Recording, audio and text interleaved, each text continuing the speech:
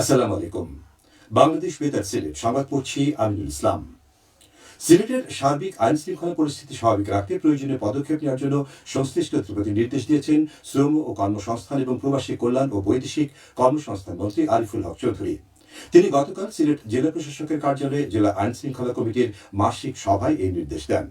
মন্ত্রী সীমান্ত এলাকায় মাদক ও সকল প্রকার চোরাচালান প্রতিরোধে সংশ্লিষ্ট বাহিনীকে সর্বোচ্চ সতর্ক থাকার নির্দেশ দেন। এছাড়া জেলার বিভিন্ন স্থানে অবৈধভাবে বালু ও পাথর উত্তোলন বন্ধে কঠোর আইনানুগ ব্যবস্থা গ্রহণের জন্য তিনি প্রশাসনকে তাগিদ দেন।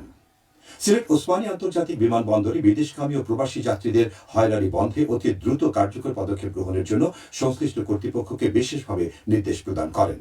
সভায় বিশেষ অতিথি ছিলেন সংসদ সদস্য অ্যাডভোকেট ইমরান আহমেদ চৌধুরী। সভায় জেলার সার্বিক আইন শৃঙ্খলা পরিস্থিতি পর্যালোচনা করা হয় এবং জননিরাপত্তা নিশ্চিতকরণে বিভিন্ন গুরুত্বপূর্ণ সিদ্ধান্ত গ্রহণ করা হয়। সভায় জেলা পুলিশের ঊর্ধ্বতন কর্মকর্তাবৃন্দ, বিজিবি, র্যাব এবং বিভিন্ন সরকারি দপ্তরের প্রতিনিধিগণ উপস্থিত ছিলেন। গোয়াইনঘাট উপজেলার দুটি উন্নয়ন প্রকল্প উদ্বোধন করা হচ্ছে আজ। 2,09,00,000 টাকায় নির্মিত গহড়া আরসিসি রাস্তা এবং প্রায় 2 কোটি টাকায় নির্মিত বীরমঙ্গল উচ্চ বিদ্যালয়ের 4তলা ভবন। প্রবাসী কল্যাণ ও শ্রম মন্ত্রী আরিফুল হক চৌধুরী এসব উন্নয়ন প্রকল্প উদ্বোধন করবেন। এদিকে মন্ত্রী গতকাল কচুয়ার এলাকায় নদী ভাঙন এলাকা পরিদর্শন করেন এবং প্রয়োজনে ব্যবস্থা গ্রহণের জন্য পানি উন্নয়ন বোর্ডকে নির্দেশ প্রদান করেন।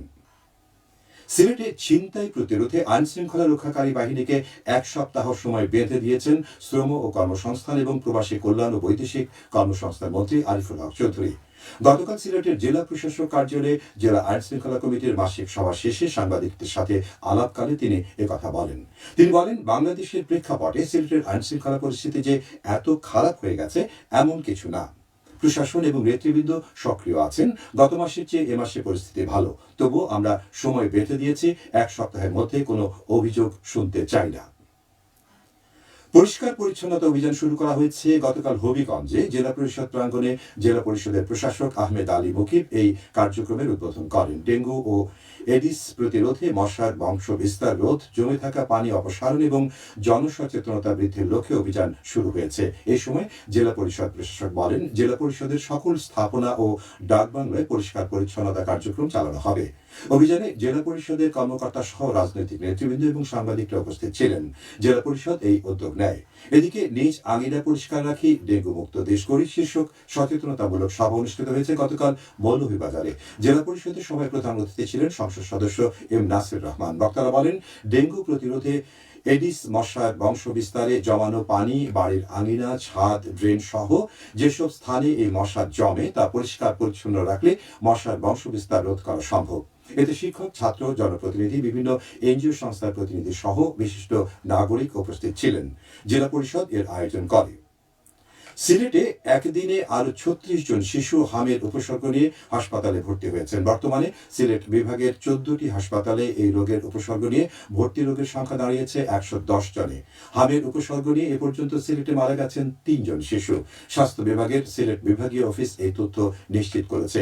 গত 24 ঘন্টায় নমুনা পরীক্ষায় হাম আক্রান্ত আরো 1 জন শনাক্ত হয়েছেন। এ নিয়ে সিলেট বিভাগে নমুনা পরীক্ষায় হাম আক্রান্ত রোগের শনাক্ত হয়েছেন 42 জন। সিলেটের গোয়াইনঘাট উপজেলার সদর ইউনিয়নের ছোটখেল এলাকায় শিক্ষার প্রসারে যাত্রা শুরু করেছে হাজী আজিরউদ্দিন নিম্ন মাধ্যমিক বিদ্যালয়। ছোটখেল সরকারি প্রাথমিক বিদ্যালয়ের পুরনো ভবনে এ প্রতিষ্ঠানের কার্যক্রম শুরু হয়েছে। বিদ্যালয়টি সাবেক চেয়ারম্যান মরহুম হাজী আজিরউদ্দিনের নামে প্রতিষ্ঠিত হয়েছে। বিদ্যালয়টি প্রতিষ্ঠিত হওয়ার ফলে ছোটখেল, গহড়া, শিমুলতলা ও হোয়াইউড়া এলাকায় শিক্ষার্থীদের লেখাপড়ার সুযোগ সুবিধে বৃদ্ধি পেয়েছে। সিলেট নগরীর সড়ক ও ফুটপাত হকার মুক্ত রাখতে ভ্রাম্যমাণ আদালতের অভিযান পরিচালনা করেছে জেলা প্রশাসন। গতকাল বিকেল 3টা থেকে 5:30 পর্যন্ত নগরীর মদিনা মার্কেট থেকে ওসমানী মেডিকেল রোড পর্যন্ত এই অভিযান পরিচালিত হয়। অভিযান চলাকালে ফুটপাত দখল করে ব্যবসা পরিচালনার অভিযোগে 7টি মামলা ও মোট 8,900 টাকা জরিমানা আদায় করা হয়েছে। তবে অভিযানের সময় কোনো হকারকে আটক করা সম্ভব হয়নি। এই সময় বেশ কয়েকজন হকারের পণ্য জব্দ করা হয়েছে বলে জানানো হয়েছে। কালবৈশাখী এবং শিলাবৃষ্টির কবল থেকে বোরো ফসল রক্ষায় কৃষকদের করণীয় বিষয়ে পরামর্শ দিয়েছে বাংলাদেশ ধান গবেষণা ইনস্টিটিউট। পরামর্শ মতে ঝড় ও শিলাবৃষ্টির পরপরই ইউরিয়া সারের উপরি প্রয়োগ সাময়িক বন্ধ রাখতে হবে। ঝড়ের কারণে ব্যাকটেরিয়াজনিত পাতা পোড়া বা লালচে রেখা রোগ নেক ব্লাস্ট বা শীষ ব্লাস্ট রোগ, বাদামি ও সাদা পিঠ গাছ ফড়িং এর আক্রমণ হলে নিকটস্থ কৃষি অফিসে যোগাযোগ করতে বলা হয়েছে। ঝড় ও শিলাবৃষ্টিতে অধিক ক্ষতিগ্রস্ত জমির ধান যদি পানির নিচে নিমজ্জিত হওয়ার সম্ভাবনা থাকে, তবে ধানের দানা অর্ধপরিপক্ক হলেও তা দ্রুত কর্তন করতে হবে। এছাড়া কালবৈশাখী ও বৃষ্টিজনিত ক্ষতি থেকে ফসল রক্ষার জন্য শীষে ৮০% দানা পরিপক্ক হলেই দ্রুত কাটতে হবে। সবশেষে আবহাওয়া। সন্ধ্যে ৬টা পর্যন্ত পূর্বাভাসে বলা হয়েছে সিলেট সহ পার্শ্ববর্তী এলাকার জন্য কোনো সতর্কবাণী নেই এবং কোনো সংকেত দেখাতে হবে না। আজ সিলেটে সূর্যোদয় হয়েছে ৫টা ৩২ এবং সূর্য অস্ত যাবে ৬টা ১২। সংবাদ শেষ হলো। আমাদের পরবর্তী স্থানে সংবাদ প্রচারিত হবে বিকেল ৪টা ৩০।